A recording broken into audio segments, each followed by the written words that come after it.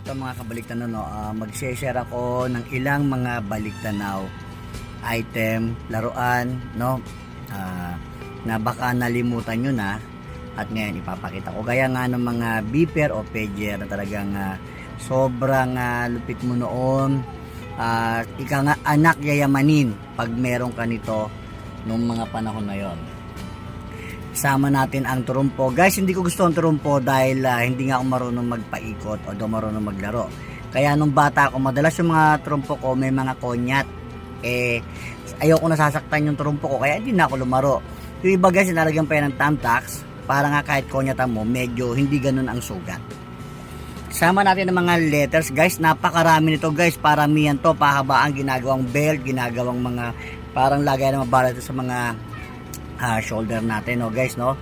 Ilan sa mga talagang nostalgic pag nakikita ng mga batang Pinoy ngayon. Guys, ito yung singsing na nabibili sa labasan ng mga eskwelahan, no, sa mga dumalaginding. Kaiba pa yung free sa mga bubot, no. Iba pa yon. Pero ito, sigurado ko yung mga dumalaginding diyan, naalala pa yung mga ganitong mga singsing. Tapos guys, pag suot ng mga batang dumalaginding yan, sobrang cool, no. Sama mo ang mga text, no. Ito ginawa ko siyang keychain text, no. Syempre ang mga parachuter, no, gaya ni Superman, Batman at ni Spider-Man. Solid guys pag meron ka nito noon. Yung mga parachuter na yan. Guys, ito ang napaka-solid. Ayan. Iba ang grabe, no. Ito guys, kita mo ang itsura niya, ang kulay niya guys, no.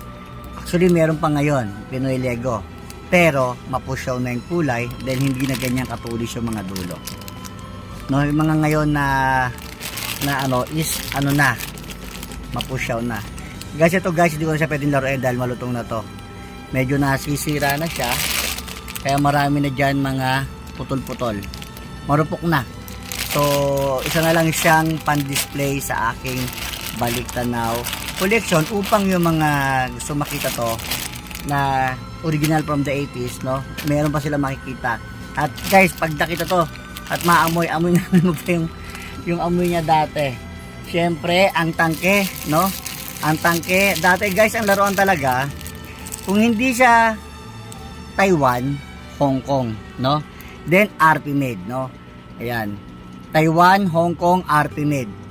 Tangke ng mga batang Pinoy. Syempre, ang ating yung pag nilagay mo yung tali dito na goma, magbabounce na yan, no? Pwede na gawing yoyo. Ayan. So muli po, maraming salamat sa tumatangkilik sa aking mga baliktanaw videos, no? Ayan, tora gaya nito, RP made. Ayan. Salamat po. Muli po, huwag kayong magsasama suporta sa aking mga baliktanaw item. Luis Serrano, tandaan nyo pa. Salamat.